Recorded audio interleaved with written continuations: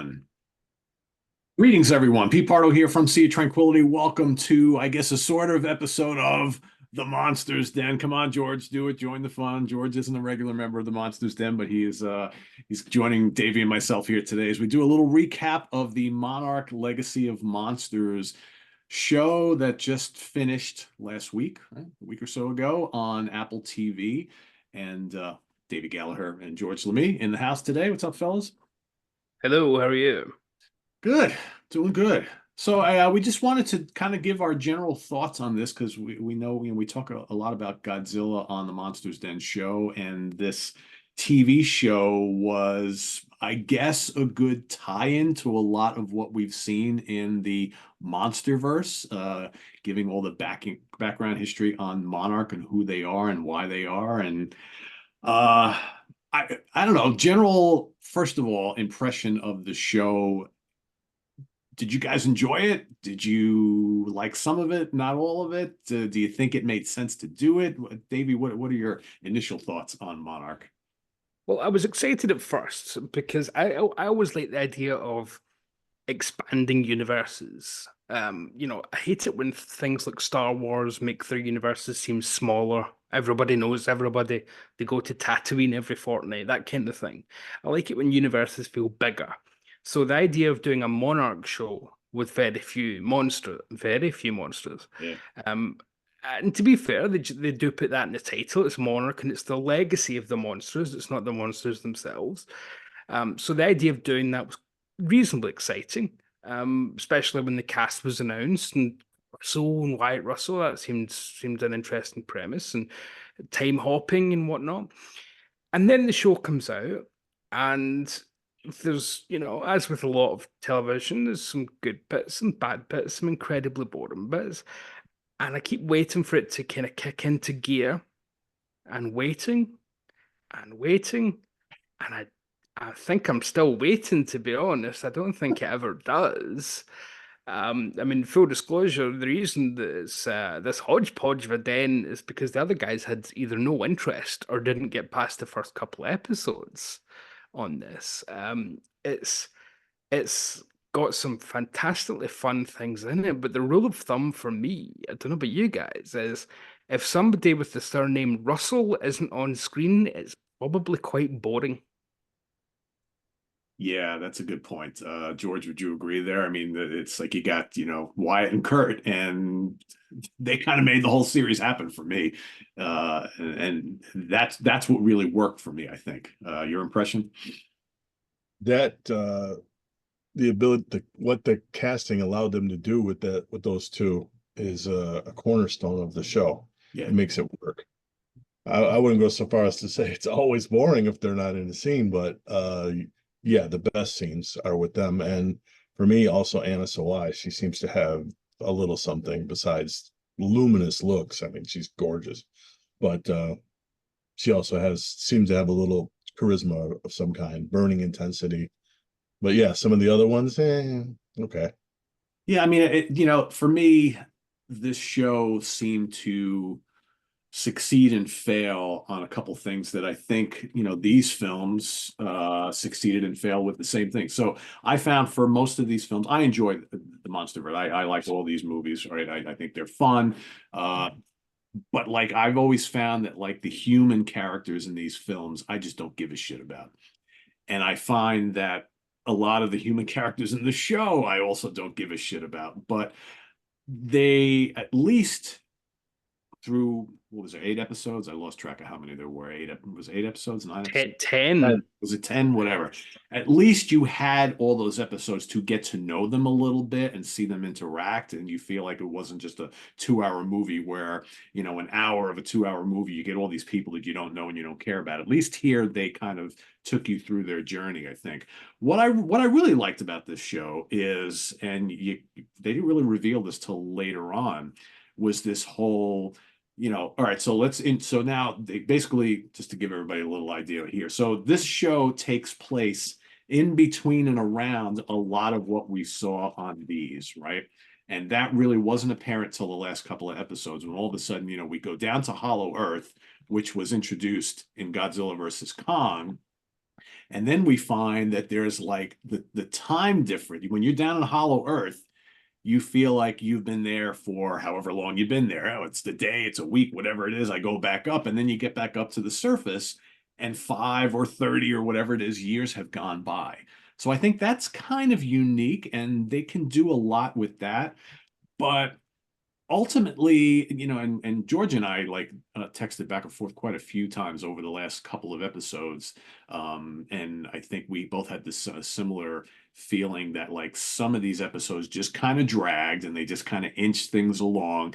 They throw every episode, you get one little monster for a minute and a half, right? Obviously, they don't have the budget to really do much more than that. And I get that. Was I disappointed? Yes, because ultimately I watch these things for the monsters.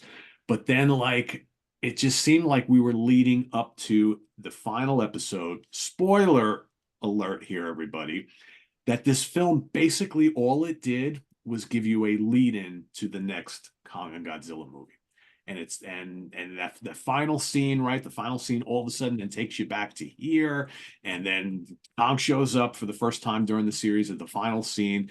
And I'm just kind of like, all right. And I'm thinking, I'm like, are we even going to get a season 2 of this? Do they even need to do that? Or was all this just to lead us into the next actual film in the theaters? I don't know. Davey, your thoughts on all that? It's just, Yeah, I mean, I was wondering the whole series. I'm kind of like, what really is the point of all this? I think it's convoluted, and it's not even the Hollow Earth. And there's only a few lines that kind of exposit this. They call it the space between spaces or something like Something that. like that, yeah. So it's kind of Access halfway. Yeah, They so it's call like it Exit the Mundi. which is so memorable. You need to establish these things. You need to batter it home and give it a catch. Have it mentioned more than once or twice. So obviously they can't just say it's the Hollow Earth because we've been to the Hollow Earth with no time effects.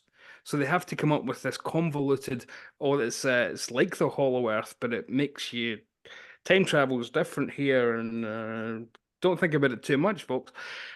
So it's introducing that little bit of sci-fi to it, which is fine because we can do that with this franchise nice and easily.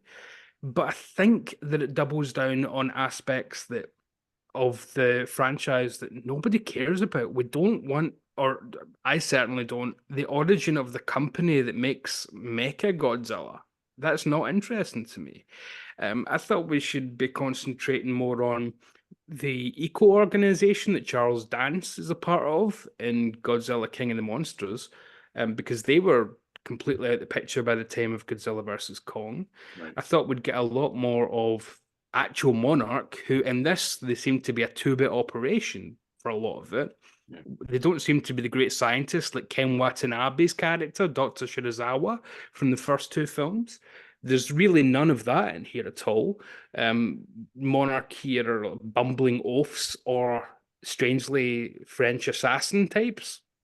They don't have that scientific side to them at all represented, which you could do a nice contrast with that, with having Kurt Russell and Wyatt Russell's Lee Shaw as the military side and how it develops into science. But I don't think they follow through on any of these ideas. It almost feels like they're doing a show for a franchise they wish existed rather than the one that we actually have on screens at the moment or have been following for the last decade.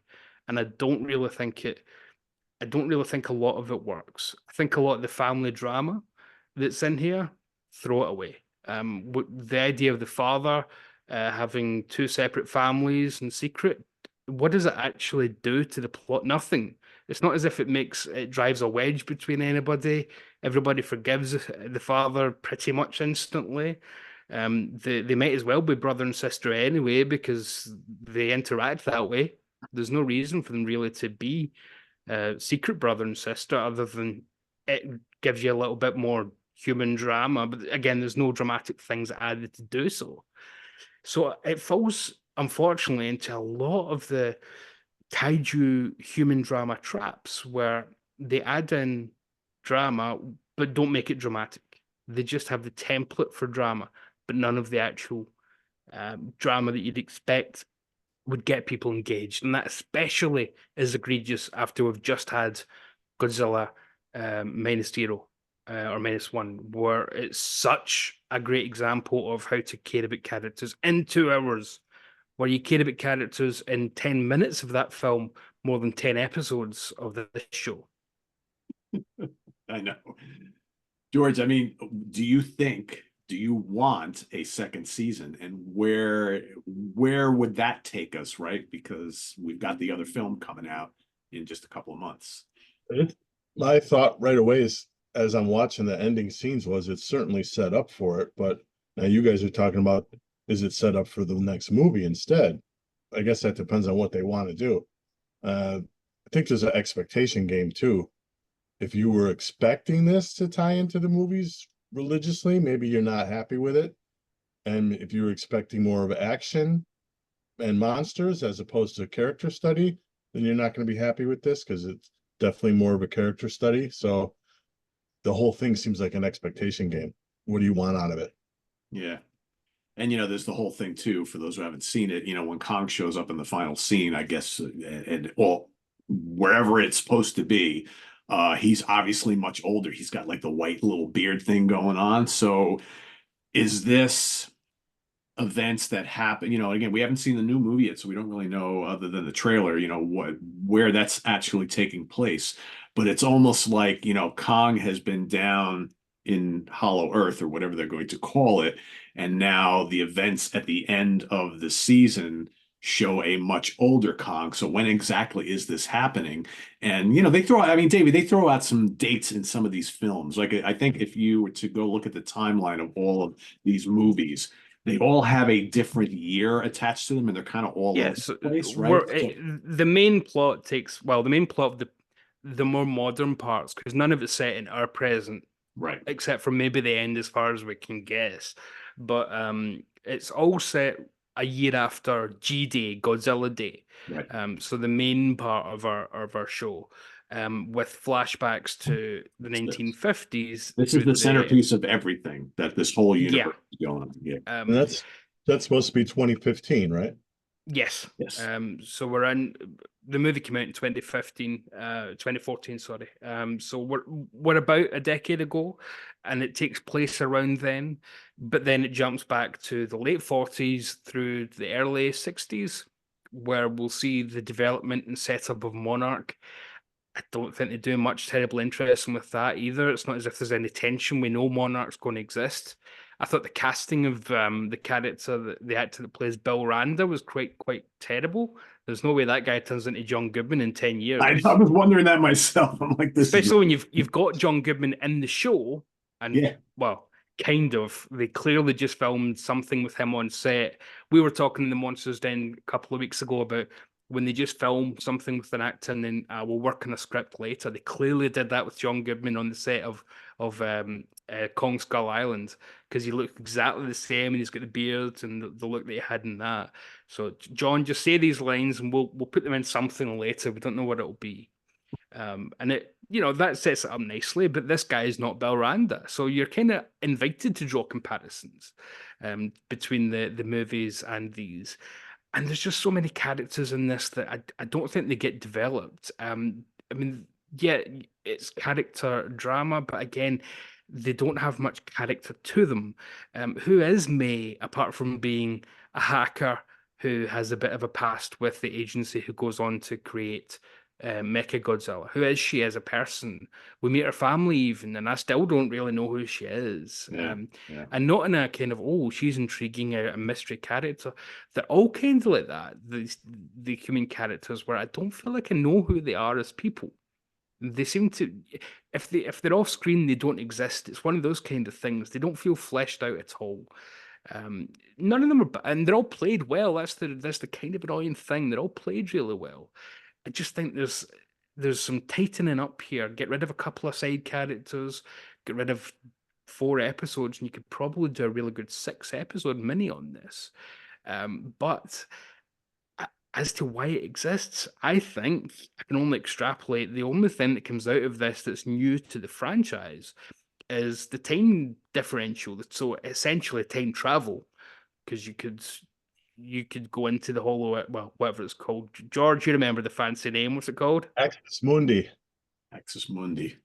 It sounds like a Latin prayer, doesn't it? So you go there and you can come out young, but other people of age. So essentially time travel, without being quite as goofy as out and out time travel. So I can only imagine that they're going to incorporate that into the franchise going forwards, and this is a kind of setup for that. Because you can also now say that because Godzilla apparently off screen killed all the kaiju, as we know from Godzilla versus Kong. Hopefully, some of them were hiding here, and we can bring them back because that was the dumbest decision ever to kill off all your supporting kaiju between films and not show it. That's an abomination. So hopefully this can rectify that. But I'm not sure if a whole series needs to exist just to introduce a concept as easy to do as time travel. Any Godzilla fan knows that Chris, we can do space. We can. I mean, we've done space. I mean, they say in the last film, no, King of the Monsters, that Ghidorah came from space. So we've done that. It's not as if we can't do the fantastical elements already. We've done Mecha Godzilla. I'm not really sure what the point of this is, although I'm really glad for Kurt Russell and Wyatt Russell's character. I feel like they could be introduced into the films, and I'd actually be really happy with that. I feel like Oh Lee yeah, for Shaw sure. is a really Yeah. interesting character, but it's the only interesting character in the whole thing for me, Lee Shaw. Well, that will be interesting to see how well they blend in these characters from the show into the films, because I don't think we want to see another like Marvel instance where you had all of a sudden these Marvel shows like, Agents of S.H.I.E.L.D. and whatnot, where that's all of a sudden it's over here. We're going to make references, but we're not going to actually include them in here. It's like there needs to be, for me anyway, a reason why they did this. And they need to incorporate some of this stuff and some of these characters into the films, because otherwise, what's the fucking point, right? And to me, you hit on something really good before. You said that did this need to be 10 episodes? I even forgot how many it was because I kind of lost track. I think that's something to bring Marvel back into the story again. That's something Marvel learned the hard way, that you don't necessarily need to do 10 or 12 episodes in a series to make it effective, right? And you've seen Marvel has been scaling back some of their series too to like 6 episodes, 8 episodes tops, right? Because you don't need all this fluff to tell a story, because you lose people along the way. A tighter, like you said, 6 episode series, I think this would have worked out better, to be honest with you. And instead of making them 40 minutes long or whatever, make each one an hour, and it's a nice tight 6 episodes, tell the whole story, bridge the gap to the next film, and then see if you want to kind of continue on from there. But yeah, I agree with you. I want to see more of the Russells in the films, because I mean Kurt Russell is terrific, right? He basically steals every scene he's in this show, and he's to me the real main reason to watch this. Yeah, some of the younger cast are fine, and Anna Sawai is gorgeous and all that kind of stuff, but I don't give a crap about the May character at all. I don't give a crap about the brother character or his mother, and I think who cares, right, at this point. But yeah, it'll be interesting to see where they go here, and I don't know, has anybody heard of any like ratings? I mean, how was this a Yes, I looked it show? up earlier. It's currently 89% on Rotten Tomatoes, Okay. and I don't really get that at all. I don't see how this is a 9 out of 10 for anything. It just baffles me, that kind of reaction. To me, it's middling at best. I don't see anything in here that, I mean, 9 out of 10 surely is where you're talking about -1 territory. Yeah. Not this. Yeah. Is there a divide maybe between TV viewers versus movie viewers? Is there like a Apple Plus kind of crowd that will take this in as a series and they don't care about any connections to the Well, that's a movies? I good don't. point, George. So, in other words, people who maybe don't necessarily even go to the theaters to watch these movies and don't give a shit about monsters, because this is more of like a human drama type thing. Well, Yeah. does this have a viewership of people who don't give a shit about all this, but got turned on to the series and liked it? That's a really good point. I don't know. And we never know these things because they very carefully withhold a lot of numbers for streaming services so Yeah. they don't make themselves look bad. But can you imagine really caring about, if you didn't know the connections to Godzilla, to Skull Island, to etc., etc., can you really imagine caring about any of these as people? Probably not. You But you didn't? never know nowadays. I agree with you. Because all of us Because are you, trying to figure out all these little Easter eggs and things that they're dropping and how it all connects. I would imagine if you've never seen any of these films, you'd be like, what the hell is going on here, right? yeah, I The mean, brother's there's, unlikable. I mean, he whines through the whole series. He's constantly yeah, whining and pouting. Oh yeah, yeah. And I, the secondary characters, all the Monarch characters, like Davey was saying, boring. Yeah. Only the inner circle's got anything going on at all. Yeah. and yet the Monarch characters were some of the best of the first couple of Godzilla films with Ken Watanabe and Sally Hawkins. And Ken Watanabe brought real gravitas to that Dr. Shirazawa role. Yeah. And we know that Shirazawa's son is the one who works with the organization to create Mecha Godzilla and was in Godzilla versus Kong. I just feel like there's another story that we could be telling here that's a lot more interesting than what we're actually getting. Because this to me is a bit soap opera with some kaiju Yeah. background to it, and I don't think it's particularly fun soap opera because at least that would have some camp appeal to it. Whereas this is, it's Kurt Russell deserves so much better. Like, put him in the movies. I mean, Dan Stevens is the star of the new film. It was Alexander Skarsgård in the last one. Kick-Ass was the guy from the first Godzilla. Kurt Russell can outact any one of them. Put him in one of the movies, for goodness sake.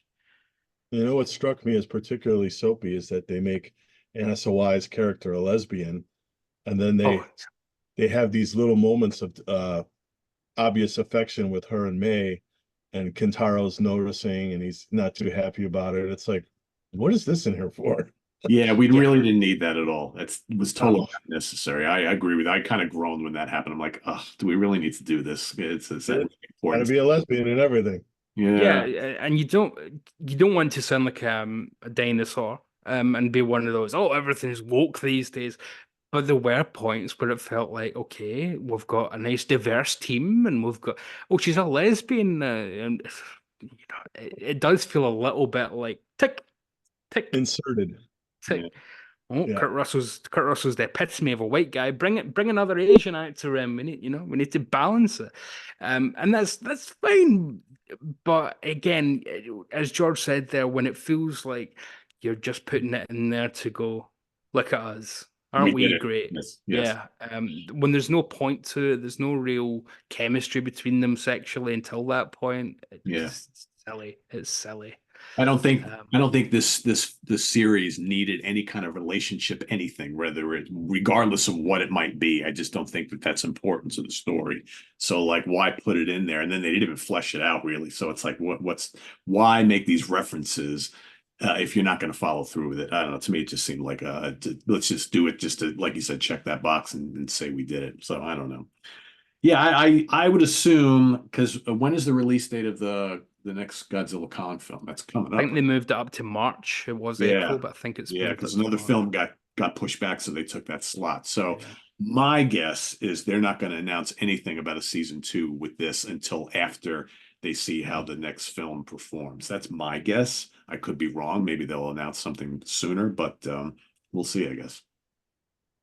Yeah. So Which, I mean, I would really guess wanted to leave this. Sorry, that George. they want to bring it back because I mean they brought back Invasion and nobody watched that. They brought a second season of that, so maybe Apple Plus just wants programming. yeah, I could Yeah. totally see that. I could totally see that. It's cheaper to do the show than to do the big film that's coming up, right? So the films are way more expensive. So yeah, we'll see. We'll see. I will Yeah. say the kaiju stuff looks great. It There's gonna be does, some, yes, and but that's the disappointing part of it, right? Because they introduce all these new monsters, and you're like, oh, look at that. Yeah, 10 seconds later, it's gone already, I So it's like, mean, there is one great fight at the end, but yeah, the way they did it to have one at the start almost feels a bit cheap, as if there's going to be loads of kaiju action in this, folks, and then you don't have any until the last episode, none whatsoever. no, I mean, there's reused shots from Godzilla versus Kong. There's reused shots from King of Monsters. I'm fine with that to cut budget, but just be a little bit more upfront. And if you really are concerned about your budgets, there's a lot of fat here that could be trimmed, and you can start with actors and episodes. So I'm not really sure why they needed to scrimp on certain elements like the effects, because there's a lot more things you could skim off the top here. Yeah, I would agree. George, what did Asher think? He liked it. Yeah, all right. I figured that. I mean, wouldn't it be great if they just went balls to the walls with season 2 and had Jet Jaguar showing up or something? Like, I'm still holding out hope we might see King Caesar at some point, right? You never know. yeah, as long as we have, the original theme tunes and things, that'd be great. Yeah. And for Rich But Catino's sake, please bring Baragon and Varan in so I could stop hearing about it already, because he's like a massive fan of Anguirus, right? Because that was the big thing. They had this Anguirus-looking creature in one of the episodes. Everybody's like, was that Anguirus? Was that Anguirus? I'm like, yeah, I don't think that was Anguirus. It's close, maybe. No. Yeah, and I guess Toho are really protective over the rights to use these characters, so you can use characters that look a bit like them sometimes, but you don't want to piss Toho off. They're very protective about these things. But I don't know. Overall, it's better to have a failed show in places than have no show at all, I suppose. But I don't know. I can't see myself rewatching it, put it that way. I can't see myself sitting through 10 episodes of this again. If there was a supercut of just the Lee Shaw scenes, because Kurt Russell now is the same as Kurt Russell in the 80s. He's just lost nothing. And Wyatt Russell I'm normally not a massive fan of. I think he's a little bit boring. But here, he's perfect. Absolutely perfect. Maybe he's learning from Dad a little bit. Yeah. Yeah. I mean, he was terrible as what's his character in Marvel, US Patriot. Yes. Yeah. Yeah. Terrible in that show. Yeah, he wasn't very good. But I think he's already cast in the Thunderbolts, right? I think, if I'm not mistaken. He has to be, right? Because he's the character. What a hit that will be. Yeah, we'll see for a lot of those shows and films, eh? Yeah, I'd imagine there'll be some rewriting going on at Marvel HQ, given the box office results of recent films. But hey, it kind of amazes me that we're still, because they said Godzilla versus Kong was going to be the end. It was going to wrap things up. So I'm actually quite amazed that we're getting a TV show and another film anyway. So. Yeah. Well, I mean, Godzilla vs. Kong made a good amount of money, and it has its faults, but I think it's a fun movie. I've seen it numerous times. I like it, but it's amazing when you get a -1 that is just artistically so impressive, and then you compare it to what we're doing here, and it's just like that's a piece of art, a true homage to the greatness of Godzilla as a character. And yet these films are fun, but are they works of art? Yeah, I don't know about that. There's a difference there. It's funny because I think Godzilla -1 really showed you the separation of what Toho's vision is and what Legendary's vision is, right? So. And because I don't think they have one. I think they make it up as they go along. It's got a kind of action figure feel to it, where they're just, what can my toys do this week? It kind of feels that way. But hey, for sure. But hey, we keep watching, so that's the important thing. So anyway, for everybody watching, if you have seen Monarch, let us know what you think of the show down in the comments below. Hopefully, we didn't spoil too many things for you, but I did give you a warning. So go check it out, and I guess we'll see you. As far as Godzilla talk is concerned, we'll see you all for the review of the new Godzilla and Kong film in March, because I'm sure we'll be doing that here on the channel. Until then, visit us on the web at www.seatranquility.org. We're on Facebook, we're on YouTube, all together all the damn time. Stay tuned in just a little bit, because we're giving you a double dose of the Monsters Den tonight. So Davey and I will be back along with the rest of the crew in just a little while. We're going to be doing a whole kind of 4K 101 episode, because our comrade Craig Kaminsky just finally upgraded to 4K and started buying 4K discs, and we've been giving him some pointers on what to get, what to check out. So basically, we're all coming to the episode with some films that have been released on 4K that are really worth the investment if you are considering upgrading to 4K from Blu-ray or DVD. These releases are some of the most eye-catching and amazing releases in the format that we think would be good places for you all to start. So stay tuned in just a little while. For George Lamie, thanks, George, for joining us here on the Monsters Den. And for Davy Gallagher, I am Pete Pardo. See you just a little bit with more Monsters Den on this Thursday night. Take care, everybody. Bye-bye.